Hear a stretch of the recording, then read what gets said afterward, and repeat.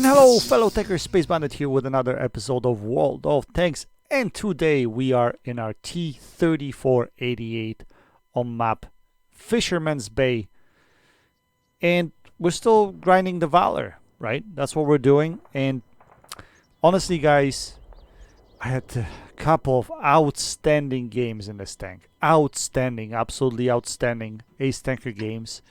And I will show you screenshots at the end of this game. And I won't be able to show them to you because my capture card screwed me bad time.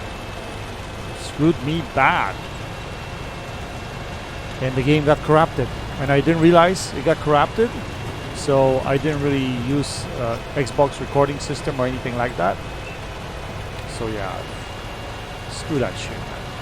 I looked at it at the end of the at the end of my session, and I'm like, oh shit, man, that's horrible. Because one of those games, actually, one game was bottom tier, and I did over 3k damage, and the second game was mid tier.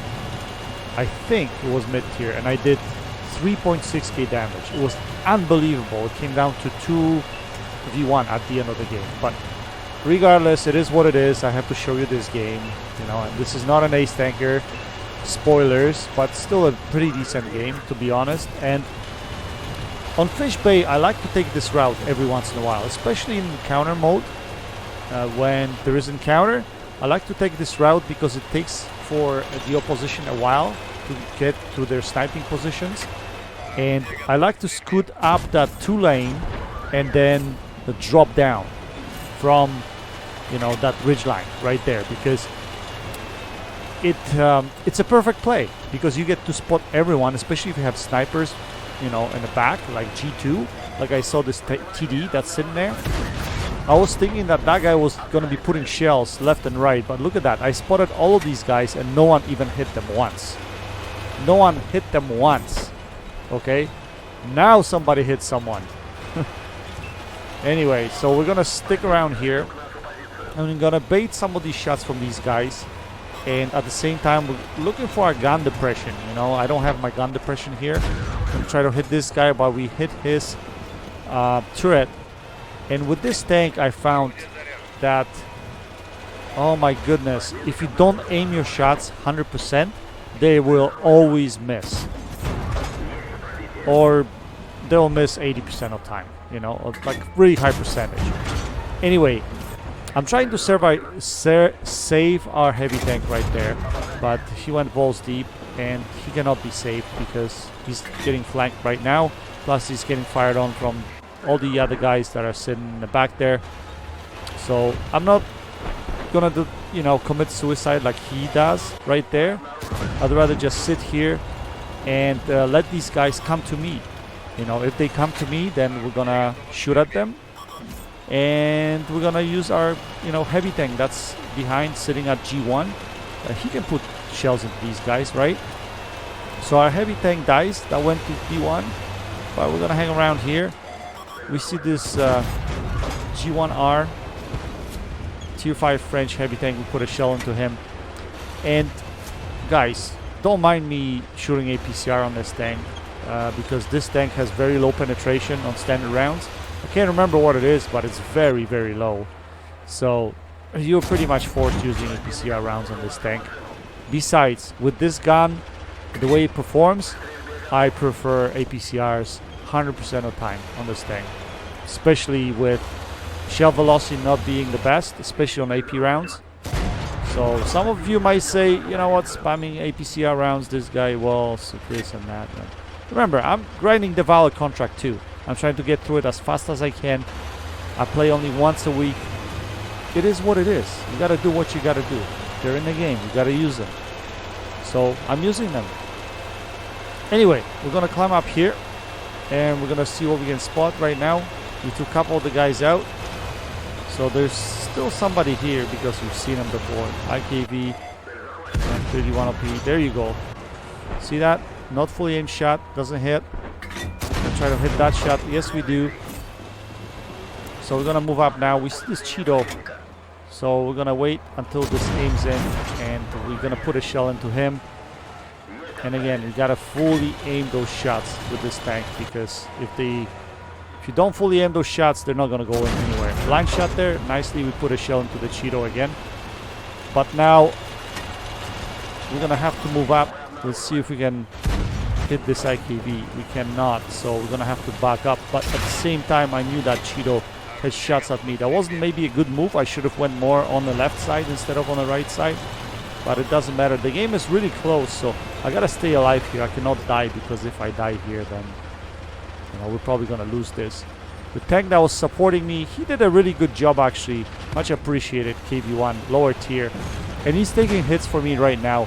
Fantastic. The guy's playing really good, because if he wasn't taking shots for me, I would probably die here, and I cannot use my big alpha here against these guys. So it is important that he takes shots for me, and I really appreciated him for doing that. Because of him, probably only because of him, we won this game, to be honest. Anyway, I way overexposed myself over here to hit this IKV. But I knew that there was no one who's gonna shoot me from left side, so that was kind of on purpose, and this tank has no gun depression, so I had to do it. Here I just put a shell out to Cheeto, but it wasn't fully aimed, so I had a feeling it's not gonna go in.